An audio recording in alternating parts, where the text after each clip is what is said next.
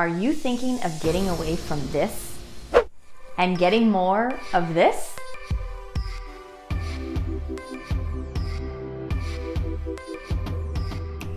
Well, keep watching, because that's exactly what we're going to talk about. The pros and cons of retiring and moving to Scottsdale. Low property taxes, 330 days of sunshine. Does that sound good to you?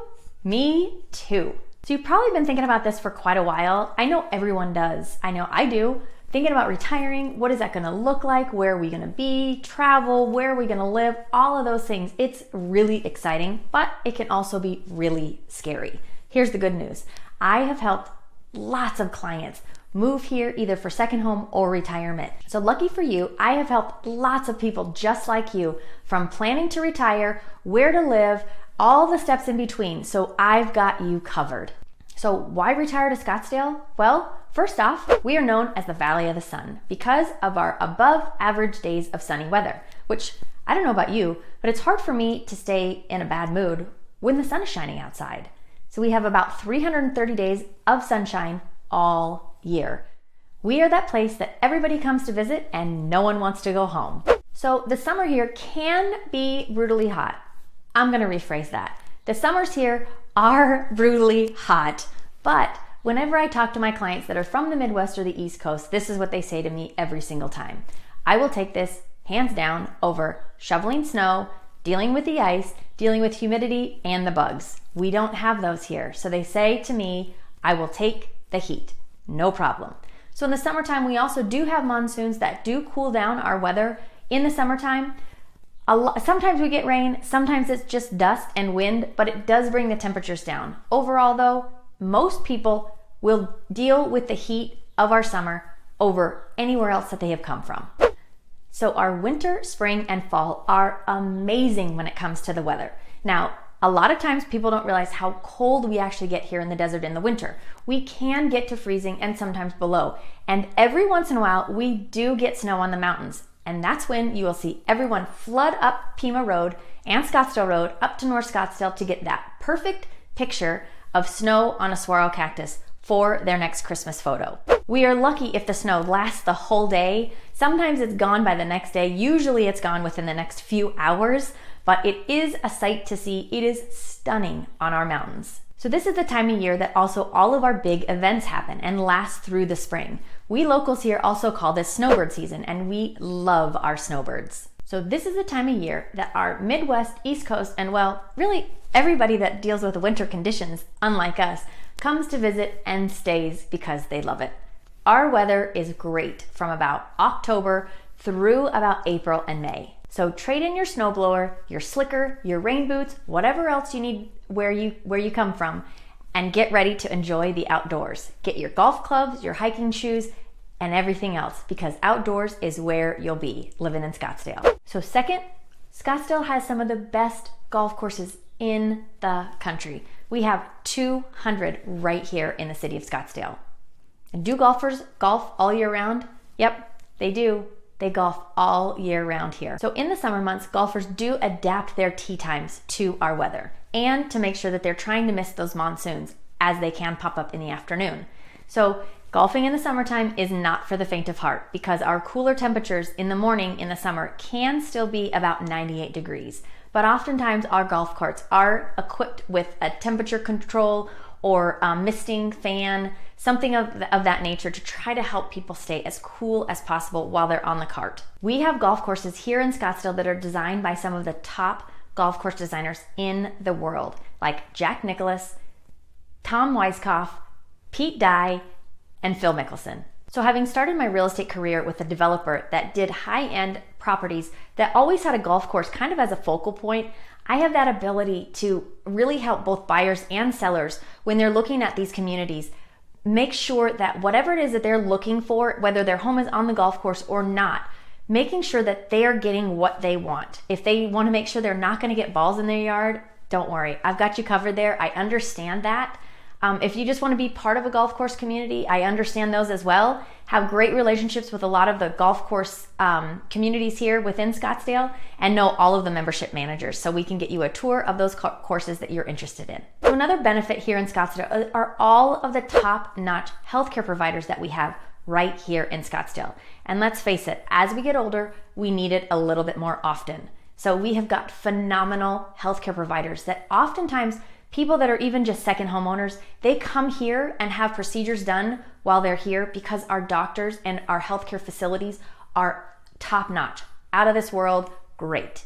We have the Mayo Clinic sitting right here in North Scottsdale, and so many times people come here just for that alone. They're actually expanding it to make it bigger to serve more people. Just another pro here in Scottsdale are our property taxes. We are the 8th lowest in property taxes here in Scottsdale. This is a big topic when I'm talking with potential buyers that are coming here, people looking to either buy second homes or retire here because of their budget, right? They're always trying to make sure that they're going to stay within their budget and really understand what some of these fees are going to be. When I start talking to them about what their taxes are going to look like on their properties, they are shocked. They can't believe it.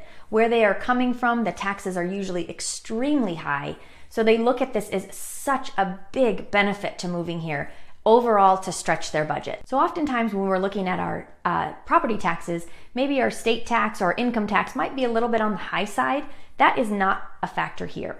Our state tax here is at 4.5%. Now our sales tax is at 8.4%, but overall across all states, we are not astronomically high. We're not bottom of the barrel either. We kind of sit right there in that mid-range. When I begin to talk to people about retiring here in Scottsdale, often the question comes up, well, what about 55 plus communities? Let's take a look at those.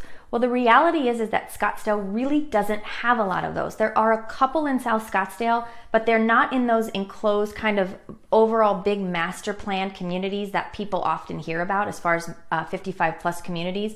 We just don't have those in Scottsdale. However, when we start looking at some of our bigger communities, those master plan communities overall that don't have an age restriction on them, they have so many amenities, and the city of Scottsdale in and of itself has so many amenities that it becomes a non-issue for people. The amenities overall here in Scottsdale are plentiful. So many of the people in Scottsdale that end up retiring here have at one point had a second home here. And so what the decision comes down to is that finally they're saying, okay, I'm going to finally sell my big home that I raised my family in, wherever it is that I used to live and call my primary residence, and move everything here to Scottsdale and make this their primary residence. Now, one of two things usually happens. They either keep the second home that they have, they've decided to downsize, that's plenty space for them, or they end up selling that smaller second home and they buy a bigger home to take all of their other family things here and have a bigger home here in Scottsdale. So when people are deciding to retire here in Scottsdale, there are a few things that I hear them discuss as some of their decision-making factors. One, ease of travel. We are so easy to get to the airport and fly wherever it is that you would like to go. Don't want to fly? We are not far from California, so you can go to San Diego, you can go to some of the other beaches right over there in California, if that's what you'd like to do. Professional sports, check, we've got that. We've got 4 professional sports teams. We've got basketball, football, hockey, and baseball. All the professional teams right here in the Valley of the Sun. I like to go to fine restaurants. Check that off the list too. We have amazing dining here in the Valley of the Sun. Well, I really like to shop. Great, we've got all that too. We have got amazing big chains as well as small boutiques right here in Scottsdale. I really like arts and cultural events. Check that off the list too. We have all of that right here. We have amazing museums. We've got the Musical Instrument Museum. We've got the Heard Museum. We have so many great things for you to experience right here in Scottsdale when it comes to art and culture. Oh yeah, and you like to be outside? That we have covered hands down. We've got so many things for you to do outside. Whatever it is you like to do outside, we've got it. And don't be fooled, we've got lakes. So if boating's your thing, we've got you covered there too. So another pro to retiring here in Scottsdale is if you think an independent living facility might be something that you or your family might need to look into in the future as you get a little bit older, we have some of the most spectacular facilities right here. They are associated with amazing hospitals, one of them being the Mayo Clinic, and they are beautiful. They look like 5-star resorts. So we've gone over a lot of the pros about retiring to Scottsdale, and you might be thinking, well, I really have only heard one con. Are there more? So you're right, I did really only mention one con so far, and that's the weather, because I really think that is the biggest con, as well as a pro, to be honest. that we have here in the Valley of the Sun. It's hot. It's hot in the summer. I make no bones about it. It's just hot. So as long as you can handle the heat, stay inside in the air conditioning, do things in the morning, I think you'll find that the heat becomes kind of a non-issue. It does drag out just a little bit longer than we'd all like, but then we have the beautiful weather and we kind of all get that amnesia. We forget. Then the summer comes again and we go, oh yeah, it's hot. But we all get over it because the people keep coming. So for those coming from a big city, we don't have a lot of urban transportation. We do have Lyft and Uber and taxis and things like that, but we don't have subways or public transportation that most people from big cities are used to. I hear from some people that live in those types of cities, oh, well, what's your walkable score? Well, our walkable score's not great, to be honest, because we just are not a walkable city. You will need a car when you live here. So one more con that I hear people often really take the time to consider, and I don't blame them. It's that, gosh, I'm really thinking about retiring to Scottsdale. I love it there. Whenever we vacation there, we love it. We don't want to go home, but our family doesn't live there. It's really hard to justify moving to a place and moving away from our family. Well, let me share a little bit of experience that I have. I have had that exact conversation with people that end up doing the second home thing, right? They just get a second home here. They try it out first.